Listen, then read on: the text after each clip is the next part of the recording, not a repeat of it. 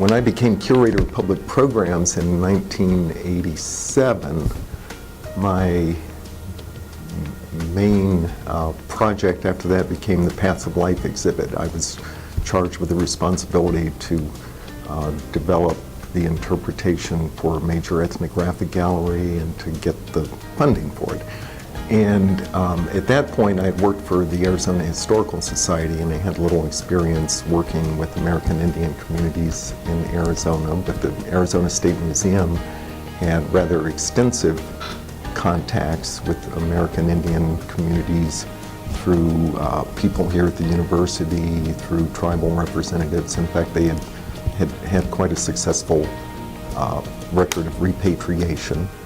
And so when we began to develop this ethnographic gallery, there was an emphasis on including American Indian input in the interpretation.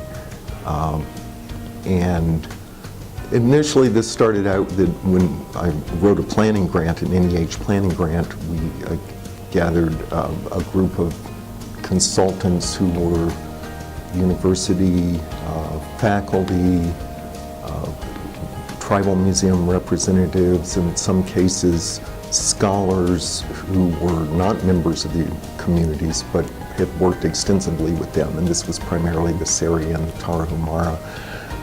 So with the planning grant, I think what was unique at that time, or unusual, and had a big impact, was that we weren't just getting consultants to review what the museum curators had developed. We actually involved them in the planning process from the outset. With the planning grant, we had developed the Origins, History, Life Today interpretive format, and we invited consultants to work with us to develop the themes for each of those 10 different cultural groups that we dealt with in the exhibit. And at that time, that might have been viewed as somewhat innovative, but as the planning process and the implementation process grew, each of these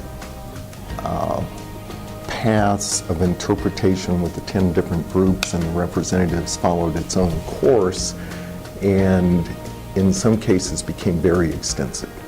In the case of the Yoeme, we had Felipe Molina, a scholar who was our initial consultant, but as that planning process ensued, we wound up not only having the plans reviewed by the tribal council and approved by them, but through the process of the PACO diorama, we made contacts with numerous members of the community. And we still today have family members coming in to see that. So that process was done through live casting, and so through the efforts primarily of Felipe Molina, who was our primary consultant, and also a singer, he recruited participants in the ceremony, and some of them being the most respected members of the community, not only here in Arizona, but also in Mexico. And they actually came in and sat through a very laborious and torturous process of life casting. And so the bodies and the faces of the dancers and singers are actual people, and in many cases they brought in their actual clothing and accoutrements to use in the exhibit. We hired a local artist who had done this kind of process, and he worked and developed great relations with the Yoeme members of the community. In fact, he wound up working for the Yaqui tribe when they wanted to commission a statue of the Saila Maaso that's here in the exhibit, and he was highly revered.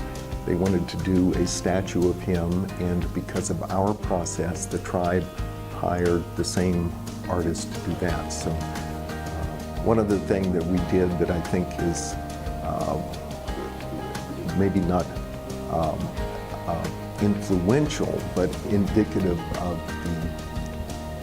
of our approach to this exhibit is that diorama is closed for the 6-week period of Lent because the Pacola is not performed during Lent, and so we have that curtained off. It's unfortunate for our visitors, but generally they understand and realize that it was very important to respect the traditions and the values of the people whose lives and cultures we were dealing with. In the case of the Hopi, we had worked extensively with Emery-Sika Kwaktawa, who was a faculty member here at the University of Arizona, but also had lifelong contacts and positions in the tribe.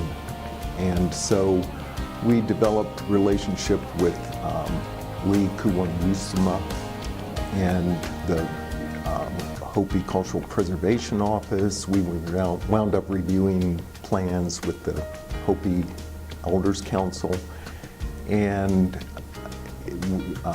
without a doubt, all of these exhibits became much more effective. You can see through the exhibit that we have use of the Native American Indian languages and terms, a lot of extensive quotes, and it was just a much more rewarding and productive experience, and one that NEH valued. After the planning grant, we applied for 2 successive implementation grants that awarded us almost $1 million in funding. And I think it was this participation that was considered probably to be an example for museums across the country in doing that. One of the other, we had several things that came out of those implementation grants, is our contacts with tribes and students here on campus increased by I think it was the 2nd implementation grant. We wrote in formal museum internships for American Indian students here at the university, those that were interested in museum work. Gerald Dalavindua, a Hopi student here on campus and a quite talented artist, designed the logo for the Paths of Life exhibit that later was adopted as the logo for the Arizona State Museum. Our Navajo student intern, Nicole Horseherder, became extensively involved in the curation of the diorama of the modern Navajo Hogan and began collecting artifacts among her relatives. She arranged for us to go up and take pictures of some family sheep herders, and our curator of exhibits, Russ Verno, still tells the story about how he and Clorinda Begay were chasing sheep across the landscape for the photographs. So anyway, this again, our interns became part of our family. They introduced us to many family members, and this was a very successful thing.